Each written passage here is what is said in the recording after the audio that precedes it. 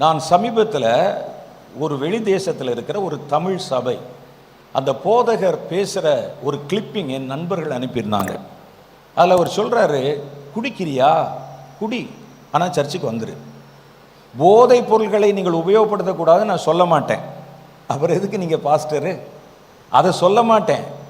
நீங்கள் சபைக்கு வந்தால் போதும், குடிச்சிட்டு வரணும், வாயா வந்து உட்காரு, குடிச்சிட்டு வந்து உட்காரு.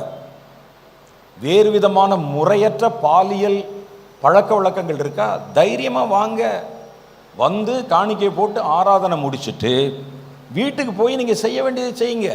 உங்கள் வாழ்க்கையை நீங்கள் ஒன்றும் மாற்றிக்கொள்ள வேண்டாம். சபைக்கு வாங்க, யூடியூப்பில் இருக்கு பாருங்க.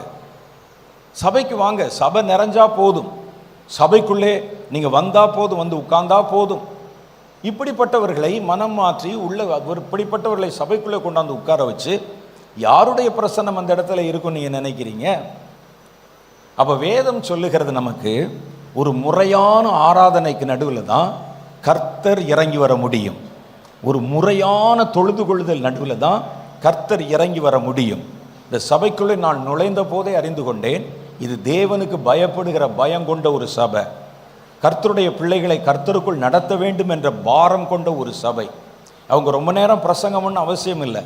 நான் பாஸ்டர் இப்போ தான் முதல் முறையாக பார்க்கிறேன். ஆனால் எங்களுக்கு ஆவியில் டிசைன் பண்ணக்கூடிய தெரியும். எங்களுக்கு ஒரு இடத்துக்குள்ளே நுழையும் போதே தேவனுடைய பிரசன்னம் எப்படி இருக்கிறது, போதகர் எப்படி இருக்கிறாரு, இதில் ஆராதனை ஒழுங்கு முறைகள் எப்படி இருக்கிறது, அவர்களுடைய நோக்கம் என்னவாக இருக்கிறது, அவர்கள் தங்கள் விசுவாசி வளர வேண்டும் என்று விரும்புகிறார்கள்.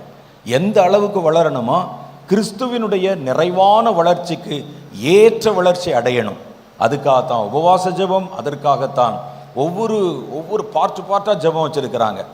இது எல்லாவற்றையும் அவர்கள் செய்வதை பார்க்கும் பொழுதே உங்கள் மேலே எவ்வளவு கரிசனம் வச்சிருக்கிறாங்க, நீங்கள் வளர வேண்டும் என்பதில் எவ்வளவு அக்கறை வைத்திருக்கிறார்கள், தேவனுடைய வசனத்தை எவ்வளவு தூரம் பின்பற்றுகிறார்கள் என்பதை தெளிவாக நம்ம உணர்ந்து கொள்ள முடிகிறது.